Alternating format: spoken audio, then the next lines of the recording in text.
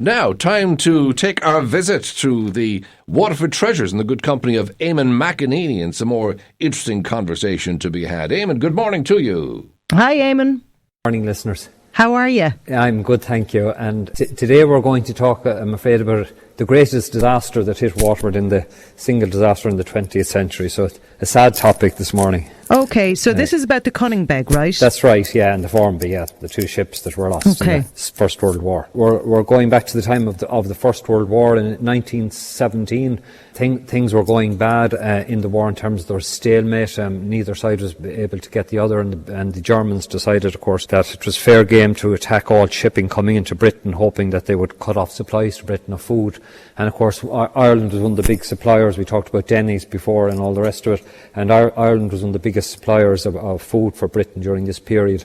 And the Clyde Shipping Company on the quay, a lot of you know the building. It's there beside the GPO, a lovely red brick building. There's Ollie talking about it the other day. It's a beautiful building, isn't it? Yeah, the decoration on it is really beautiful. Yeah, it's a beautifully designed building, and it.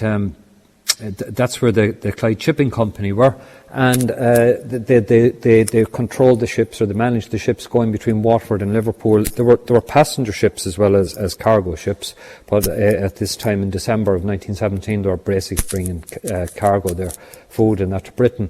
And on the night of the 15th of December, and again it must have been, when you think of the cold and miserable dark evenings, that they sunk a German U-boat,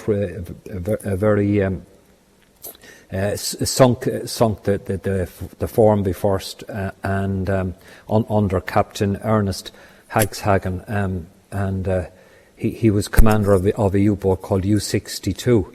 And he says he came up alongside the ship and the Formby, and he hit the ship in the engine room, and it took less than 4 minutes for the ship with all hands on deck to go under. By golly. 2 nights later, then sadly, the Coningbeg was doing the same thing, returning to Waterford from Liverpool, and again he had the same captain, and he recorded in his log, "It is rather dreadful to be steaming alongside one's victim, knowing that she has only 10 or perhaps 20 minutes to live.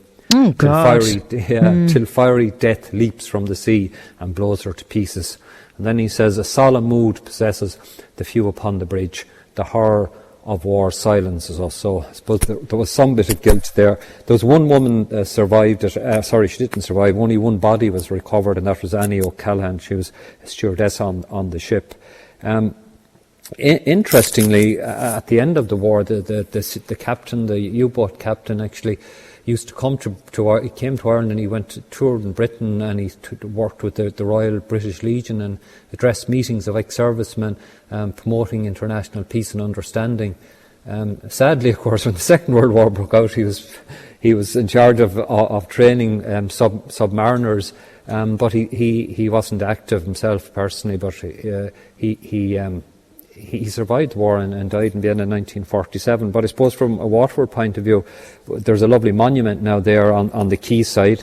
And again, you couldn't be remiss to say that Renée Lumley, whose father-in-law died on the ship, and his father, so both her husband's father and her husband's grandfather died on the Formby.